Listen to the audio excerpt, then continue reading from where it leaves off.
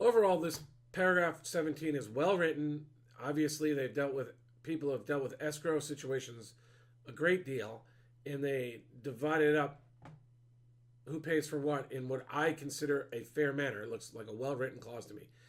If you're concerned about your proceeds, or as a buyer, how expensive it is going to be purchasing someone what the tax situation is like, it's important to pay attention to what escrow produces. They produce net sheets.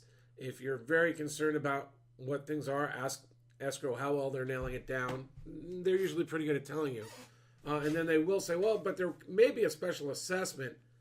And that special assessment to me is usually described as, well, at some point the taxing authorities, because you're buying the house, are going to re-evaluate the worth of the property and what should have been paid on it, and they come after you for the money, or some explanation like that. But this one also says a supplemental tax bill shall be paid as follows for periods after close of escrow by buyer and for periods prior to close of escrow by seller. Now, I haven't seen sellers be responsible, but it seems to me this is fair, but how are they ever going to make seller pay without threatening a lawsuit? Because my understanding is that tax bills for real estate are owed by the property, not by the individual.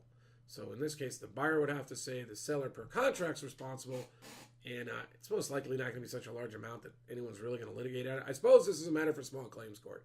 So if you're thinking that, if you're reviewing this video and you're thinking that the seller is responsible, unless it's a really big bill, I think you've got to be thinking about small claims court. And then if you show this contract and you show the bill and you clearly state it's a supplemental tax bill and it was for the period of time sellers in the home, I would think that you'd win all day long in small claims court if you've got that kind of proof. But whether it's worth the effort, that's another story. Tax bills issued after close of escrow shall be handled directly by buyer and seller. In other words, escrow is not going to want to get involved in this. Although knowing how escrow is, they may send a courtesy email or something to the people.